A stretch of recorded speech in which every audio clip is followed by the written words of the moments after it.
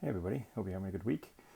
And yeah, I'm in the room with a creepy girl, but um, yeah, I know everybody hates this painting, but I like it. Anyways, I'm going to talk to you guys today about Jesus on the Sermon on the Mount back in Matthew 5, verse 33. And this is when he's telling people about oaths. When they take an oath or make promises by exaggerating the promise with different terms, they shouldn't do so, and because the Jewish leaders would do these things, and they would promise by heaven, earth, or Jerusalem, but they were doing it. It's kind of like when we cross our fingers and we're younger and said, "Oh, I made a promise, but my fingers are crossed, so it doesn't count." Same idea with them when they said that if they didn't use, I promise to God. So they would say, "I promise to earth, heaven, or Jerusalem," and that was kind of their way of getting out of it because it wasn't sworn to God. So I'm going to read the verses here, starting at verse 33. Again, you have heard that the ancients were told, "You shall not make false vows, but shall fulfill your vows to the Lord." But I say to you, make no oath at all, either by heaven, for it is the throne of God, or by the earth, for it is the footstool of his feet, or by Jerusalem, for it is the city of the great King. Nor shall you make an oath by your head, for you cannot make one hair white or black. But let your statement be yes, yes, or no, no. Anything beyond these is of evil. And so for us today, you know, I think we all know when we were kids, we've made these kind of oaths and promises to people, and especially we've done them quickly, not thought about it, and swore on our mother's grave or whatever, all the different things we've done, and we know in our heart we were not going to keep that promise, or that couldn't be kept, whatever we promised, or maybe we promised something that was valuable to us, but we didn't want to give it up when faced with a fact. And so Christ wants us to make sure that when we say yes to something or no to something, that is the truth. We don't need to exaggerate it or try to get phrases that will get us out of keeping our promise.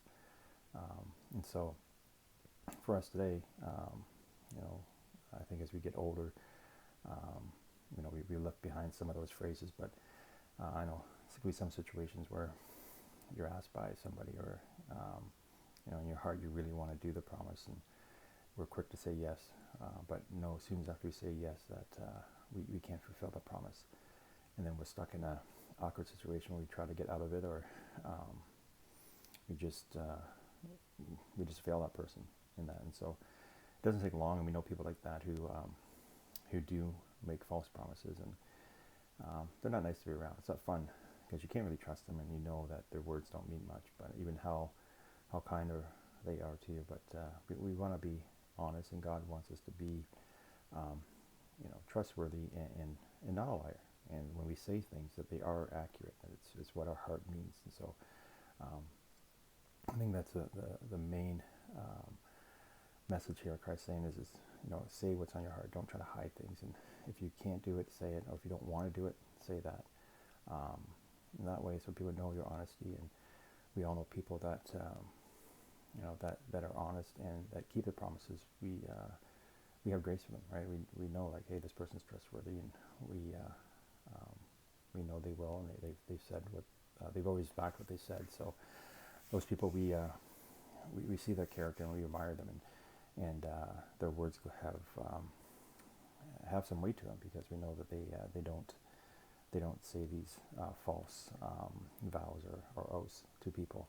And so for us, in a lot of situations, we're very careful that we take our time to think about things. It's okay to make oaths or vows. We know that with marriage and legal documents. God's made vows to us, but we have to fulfill them. We have to be honest about them. We don't want to be like Jephthah in Judges 11, when he asked God to give him victory over the Amorites, and that he promised God that he would give, when he returned in victory, whatever came out of his front door, he would give to God in a burnt sacrifice. Now we know that's a very stupid and foolish thing that he did, that promise. Who's going to come out of his front door? I don't know what he was thinking.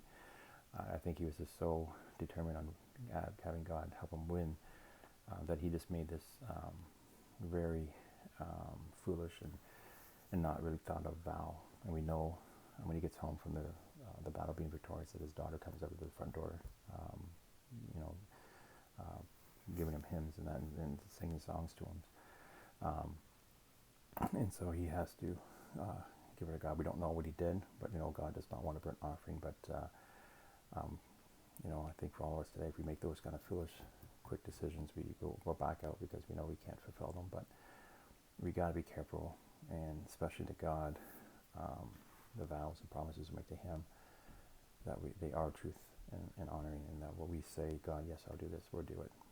And I think once we do that with God, that will reflect in our lives to other people around us. And when we do have that kind of reputation of that our word is our word, our yes is our yes, and our no is a no, we can really pour into people's lives and into those outside of the church. We'll see people who are honest and are different in the world, that face sometimes the hard consequence of telling the truth. There is it could be a boss or whoever, right, that may not like that, but we do what's right, and people will look at us and will say, hey, this person is honest, and there's something there. So for us, yeah, as we go through our day, that we make sure that we say what we do what we say.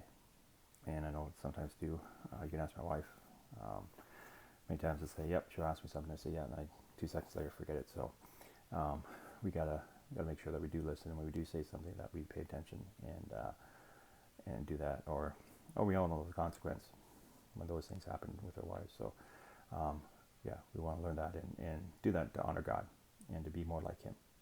So everybody has a good week, and we'll see you again next week.